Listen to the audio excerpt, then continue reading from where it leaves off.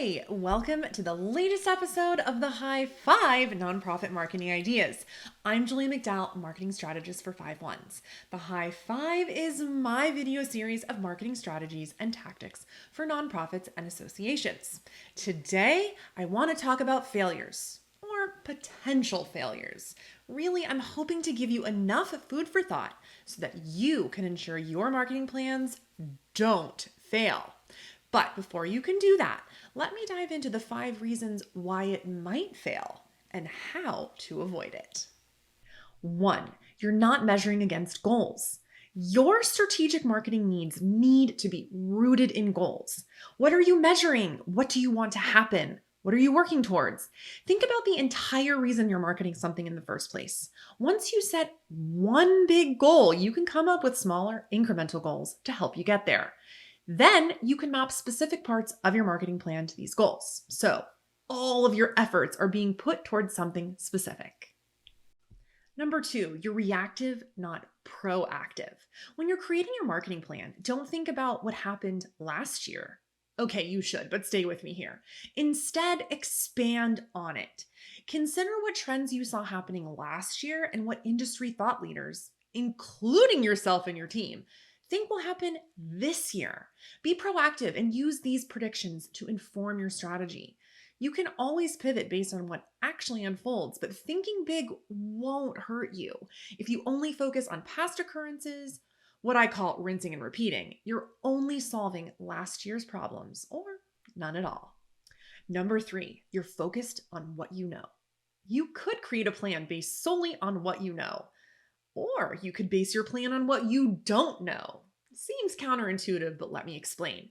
If you're only creating a plan based on what you know, like numbers from last year or a concept that performed previously well, or using technology that's tried and true, you're less likely to have big success. Instead, if you think about what you don't know with the help of an outside source, expert, or even internal brainstorming team, then you can start to plan bigger. And if you're thinking bigger, then you have a chance at bigger successes.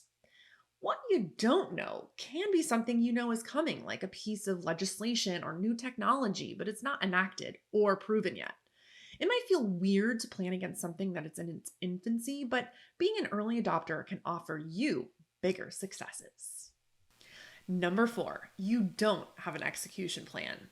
If you have a marketing plan, you also need a plan on how you will execute the plan. As you're creating your plan, delegate responsibilities to people or teams.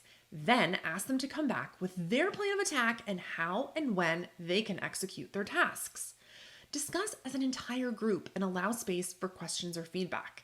The most important thing is to have guidelines and tasks in place for each team at each step of the project.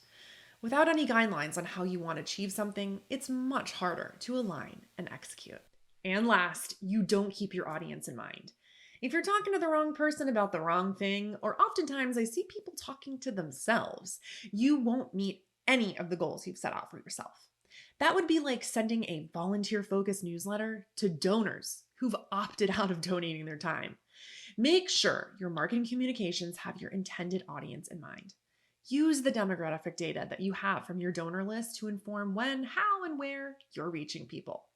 This is something you know, and you should use it.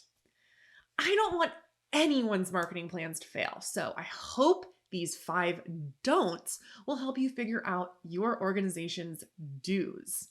What other ways have caused your marketing plans to fail? I want to know. Comment below or email me at julia@5ones.com. Thanks for joining me for today's High 5 Nonprofit Marketing Ideas.